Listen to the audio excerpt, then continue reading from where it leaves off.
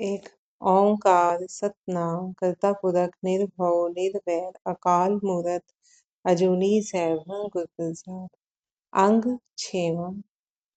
ये हम कर रहे हैं जपजी साहब की वाणी, जिसकी कि हमने 27 पौड़ी तक कर लिया था।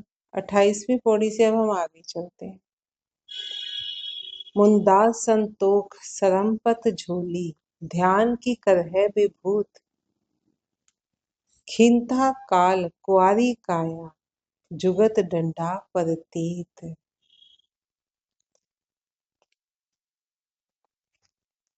संतुष्टि की मुद्राएं, श्रम का पात्र, पात्र मीन्स खप्पर। जैसे जो सिद्ध लोगों का जो वेश है, सिद्ध लोग क्या करते हैं, कानों में मुद्रा डालते हैं, उनके पास खप्पर होता है, गुदड़ी होती है, डंडा होता है। गुदड़ी मीन्स झोला होता है, और भभूत भी लगाते हैं। ये सिद्धों का, योगियों का ये वेश होता है।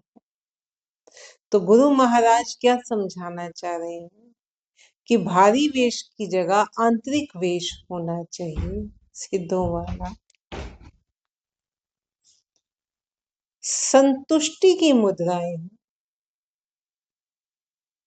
और श्रम का पात्र, श्रम का खप्पर हो। गुरु महाराज हमें खाली बैठने के लिए नहीं कह रहे, श्रम का उपदेश दे रहे हैं कि श्रम का खप्पर होना चाहिए। कर्म हमें करने ही करने हैं, हम कर्म को छोड़ के जी नहीं सकते। तो संतुष्टि की मुद्राएं हो, श्रम का पात्र हो, ध्यान रूपी भभूत, मौत का भय रूपी गुदड़ी। कौन क्या क्या चीजें? संतुष्टि की मुद्राएं हो, श्रम का पात्र, कर्म करने हैं, पर उपकार के कर्म करने हैं, वो हमारा खप्पर होना चाहिए कि हम वही कर्म ही तो इकट्ठे करेंगे ना। खप्पर किस लिए है, वो पात्र किस लिए है कि हम उसमें भिक्षा लेते हैं, या उसमें अपना जो कुछ भी खाने, कुछ भी सामान है वो हम उसमें लेते हैं। तो श्रम का पात्र हो, जो कर्म करो उसी का फल फिर हमें मिलना है। तो श्रम का खप्पर हो, ध्यान रूपी भभूत, भभूत लगाते ना तो ध्यान, ध्यान उस परमात्मा में हो, वो भभूत है, सच्ची भभूत वो है। ध्यान रूपी भभूत हो, गुदड़ी, गुदड़ी में जब हम अपना सामान रखते हैं, जो हमारा अपना है, वो क्या है, मौत का भय। मौत का भय रूपी गुदड़ी, विकार रहित काया, विकार रहित काया रूपी युक्ति। युक्ति भी चाहिए ना, योग के लिए युक्ति भी होनी चाहिए। वो युक्ति क्या है, क्या युक्ति अपनानी है कि हमारा जो काया है वो विकार रहित हो। प्रेम रूपी डंडा, डंडे के सहारे साधु चलते हैं, यात्रा करते हैं, अपनी रक्षा करते हैं। तो वो क्या है, डंडा क्या होना चाहिए, प्रभु से प्रेम, उसके सहारे से हम आगे बढ़ सकते हैं। प्रेम रूपी डंडा धारण करने वाला ही श्रेष्ठ है। आई पंथी सगल जमाते, मन जीते जग जीत। जिसने ये वेश धारण किया है वही श्रेष्ठ आई पंथ का अनुसरण करने वाला है, और वही सबको अपने सहपाठी साथी समझता हुआ पहले अपने मन को जीतकर अखिल विश्व को जीत लेता है। अब हम इसको समझते हैं, हमने गुणों को समझ लिया कि क्या क्या धारण करना है। अब है आई पंथ। योगियों के अलग अलग पंथ हुआ करते थे, जैसे कई कई अपने आप को नाथ कहलाते हैं, गोरखनाथ आदि। ऐसे ही पंथ है आई पंथ है। जो आई पंथी जो है वो क्या कहते हैं, वो एक धार्मिक समुदाय है, वो भी जो कि आई माता को मानता है, उसको पूजता है। आई माता क्या है? अम्बा माता का जिसे अवतार माना जाता है। वो समुदाय उसकी पूजा करता है। उनके अपने नियम, हर समुदाय के अपने नियम हुआ करते थे, तो उनके अपने नियम है। तो गुरु महाराज कह रहे हैं कि जो ये वेश धारण करता है, संतुष्टि की मुद्राएं, श्रम का खप्पर, ध्यान रूपी विभूत, मौत का भय रूपी गुदड़ी, विकार रहित काया रूपी युक्ति और प्रेम रूपी डंडा धारण करने वाला ही श्रेष्ठ आई पंथ का अनुसरण करने वाला है। आई पंथी सगल जमाती, मन जीते जग जीत, वही सबको अपना सहपाठी साथी समझते हुए पहले अपने मन को जीतता है।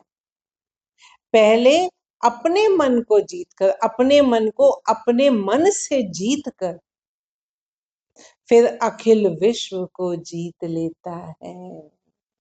पहले अपने आप को जीतेगा, पहले अपने मन को जीतता है और फिर अखिल विश्व को जीत लेता है। आदेश तिसे आदेश, आद अनील अनाद अनाहत, जुग जुग एको वेश। आदेश तिसे आदेश। आदेश, आदेश का मीनिंग पहले हम समझते हैं। आदेश का एक मीनिंग ये लिया जाता है, आदेश देना, हुक्म देना। इसका एक मीनिंग ये भी लिया जाता है कि और देश, आज्ञा जो उस परमात्मा से जोड़ा जाता है। देश हम कहते हैं, देश काल वस्तु जो भी है, मतलब देश हो गया, काल हो गया, वस्तु के प्रदेश से इसका लिया जाता है। और लिया गया है आज्ञा से, कि उस परमात्मा की जो आज्ञा है इस देश में, इस उसके जो इस शरीर रूपी देश में जो उस परमात्मा की आज्ञा है वो माने। परंतु कई पंथों में जो ये नाथ होते थे, योगी होते थे, योगियों के लिए वो इस आदेश वर्ड को यूज करते थे परमात्मा की नमस्कार के लिए, परमात्मा की स्तुति के लिए, उसके परमात्मा के सम्मान के लिए उसको आदेश कहते थे। परमात्मा को नमन करना कि आदेश। तो क्या है आदेश तिसे आदेश? क्योंकि हम यहाँ पंथों की बात कर रहे हैं, जैसे आई पंथी की बात की, तो यहाँ आदेश का मीनिंग उस परमात्मा को नमस्कार करने का है, उस परमात्मा को नमन करने से है।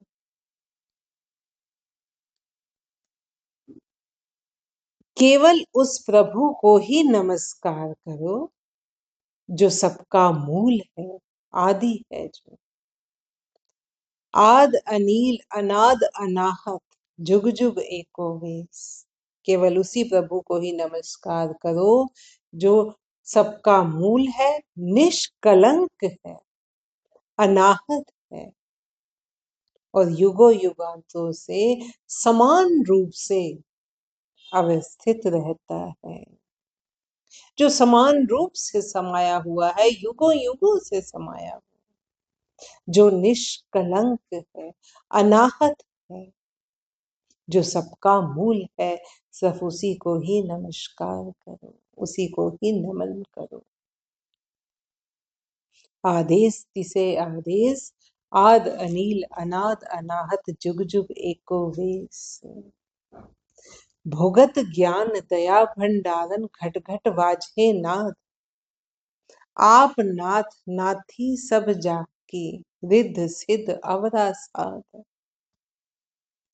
अब दोबारा से समझा रहे हैं, ज्ञान रूपी भंडार को दयालुता रूपी भंडारन ने संयुक्त करके बांटने पर ही घट घट में बज रही नाद लहरी का अनुभव होता है।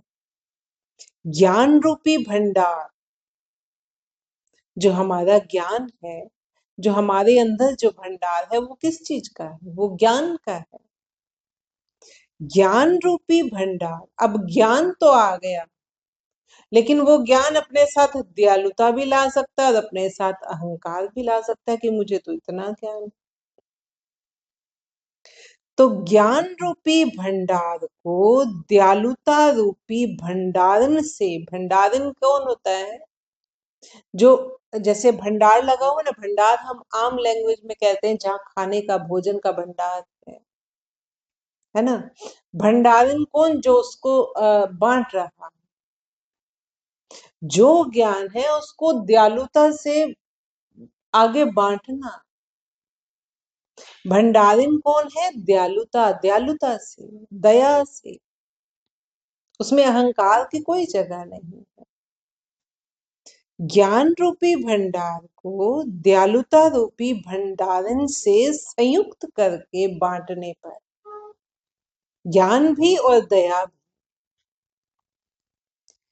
जब ऐसे बांटा जाता है तो घट घट में बज रही नाद लहरी, समरसता की, चैतन्यता की नाद लहरी का अनुभव होता है।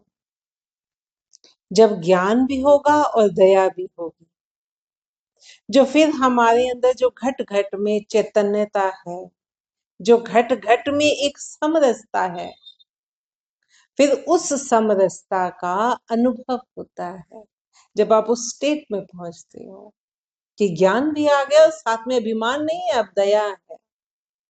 फिर आप उस चेतनता को, उस समरसता को अनुभव करते हो। बड़ी गहरी बातें हैं, हम 1 मिनट में पढ़ जाते हैं।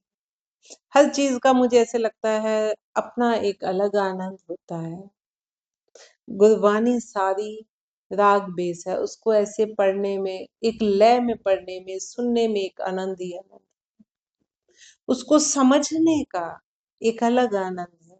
कितने गूढ़ रहस्य छिपे हैं, एक एक वर्ड में कितना गहरा रहस्य है, उसका, उसको जानना, उसको समझने की कोशिश करना, उसका एक अलग रस है। जानकर फिर उसको लय युक्त सुनना, उसका फिर अलग ही मजा है कि नॉलेज जो हम सुन रहे हैं, जो हम गा रहे हैं, उसका मीनिंग भी हमें कहीं ना कहीं पता चल रहा है, उसका अलग रस है। तो ज्ञान का भंडार है गुरबानी। जो जितना ज्ञान आप पाना चाहोगे वो सब ज्ञान इसमें मिलेगा। तो हम क्या बात कर रहे थे कि ज्ञान रूपी भंडार को दयालुता रूपी भंडारण से संयुक्त करके बांटने पर ही घट घट में बज रही चैतन्यता और समरसता की नाद लहरी का अनुभव होता है। आप नाथ नाथी सब जाकी, रिद्ध सिद्ध अवरा साध। जब ये पता चल जाता है कि नाथों का भी नाथ वह केवल एक परमात्मा है, जिसने सारी सृष्टि को अपने साथ बांध रखा है, जब ये बात समझ आ जाती है कि नाथों का भी नाथ वो पर एक ही परमात्मा है जिसने सारी सृष्टि को अपने साथ बांध रखा है, तब रिद्धियां और सिद्धियां सब स्वर्ग के भुलावे में डालने वाले स्वादों सी लगने लगती है।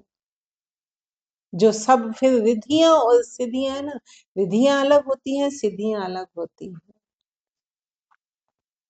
रिद्धि आपको रिद्धि, सिद्धियां होती हैं, रिद्धि तो हो गए ना धन दौलत, उससे उससे लिया जाता है, हीरे लाल माणिक। सिद्धियां होती है कि आप कितने सिद्धि, कितनी तरह की आप सिद्धि प्राप्त कर चुके। सिद्धियां कई तरह की होती हैं, अपने आप को बड़े से छोटा कर लेना, छोटे से बड़ा कर लेना, एक स्थान से एक सेकंड में ही, एक ही क्षण में दूसरे स्थान पर पहुंच जाना, ये सिद्धियां होती हैं। तो जब ये बात समझ आ जाती है कि सब नाथों का नाथ वो परमात्मा ही है, एक अकेला परमात्मा ही है वो सबके लिए, जिसने सारी सृष्टि को बांध रखा है, तो रिद्धियों और सिद्धियां जब ये बात समझ आ गई, फिर उनका स्वाद भी, रिद्धियों और सिद्धियों का स्वाद भी फिर फीका हो जाता है। वो समझ आ जाती है कि ये भुलावे में डालने वाली, वो भुलावे में डालने वाले स्वादों सी लगने लगती है, कि ये हमें भटका रही है। असली बात नहीं है। जो सिद्धि देने वाला है, जो रिद्धि देने वाला है, वो परमात्मा इन सब से बहुत ऊपर है। आप नाथ नाथी सब जाके, रिद्ध सिद्ध अवधा साध है। संजोग वियोग दो काल चलावे, लेखे आवे भाग। आदेश तिसे आदेश, आद अनील अनाद अनाहत, जुग जुग एको वेस। हमें ये पता चल जाता है कि परमात्मा की संयोगात्मक और वियोगात्मक कला, जो उसकी ये शक्ति है संयोग करने की और वियोग करने की, इसी से ही सब कार्यकलाप चल रहा है। परमात्मा की संयोगात्मक और वियोगात्मक कला से, या ये कह लें उसकी संयोगात्मक या वियोगात्मक शक्ति से सब कार्यकलाप चल रहे हैं, और सब अपने अपने किए कर्मों के फल स्वरूप बने लेखों से उचित भाग को प्राप्त करते हैं, उसको भोग रहे हैं। ये शक्ति परमात्मा की है कि किससे संयोग होना है, किससे वियोग होना है, कब होना है। हम कहते हैं ना, किस क्षण होना है हमें नहीं पता होता, लेकिन उस परमात्मा को पता है। उसकी ये शक्ति ही है जिसने सृष्टि को बांध रखा है। और फिर ये समझ आ जाती है कि सब अपने अपने कर्मों के अनुसार, जो कर्म आपने पहले किए, अब हम अपनी बात करें, मतलब हम मनुष्य योनि में हैं, तो हमारे जो हमारी नेचर, हम की हमारा किससे संयोग होगा, किससे वियोग होगा, ये सब पहले से निश्चित है। क्यों? क्योंकि जो हमने पहले कर्म किए हैं वो संस्कार बन के हमारे साथ आए हैं। जो कर्म हमने पहले किए हैं, अब उसका फल हम भोग रहे हैं। प्रभु के विधान के अनुसार, प्रभु के न्याय के अनुसार, वो प्रभु का न्याय है कि हमने जिसके साथ जो कर्म किया उसका फल अब हमें भोगना पड़ेगा। इस योनि में अब हम वो सब भोग रहे हैं। फिर ये बात समझ आ जाती है कि सब अपने अपने किए कर्मों के फल स्वरूप बने लेखों से, जो कर्म हम करके आए वो संस्कार बने, संस्कार बन के हमारे लेख लिखे गए, वो सब निश्चित है। इसीलिए कहा जाता है, क्योंकि जो कर्म हमने किए वो फल भोगना है। वो लेख हमारे सिर पर लिखे गए, हमारे माथे पर, हमारे हाथ, जिसके जैसे मर्जी आप कहें, कि वो लेख हमारे लिए लिखे गए। सब अपने अपने किए कर्मों के फल स्वरूप बने लेखों से उचित भाग को भोग रहे हैं। आदेश तिसे आदेश, आद अनील अनाद अनाहत, जुग जुग एको वेस। अतः केवल उस प्रभु को ही नमस्कार करो जो सबका मूल है, निष्कलंक है, अनाहत है, और सर्वदा युग युगांतर में समान रूप से समाया हुआ है, समान रूप से व्यवस्थित है। उसी को ही नमस्कार है। ये हमने जपजी साहब की वाणी की 29 पौड़ी तक कर ली है। 30वीं पौड़ी से हम आगे नेक्स्ट पोस्ट में चलेंगे।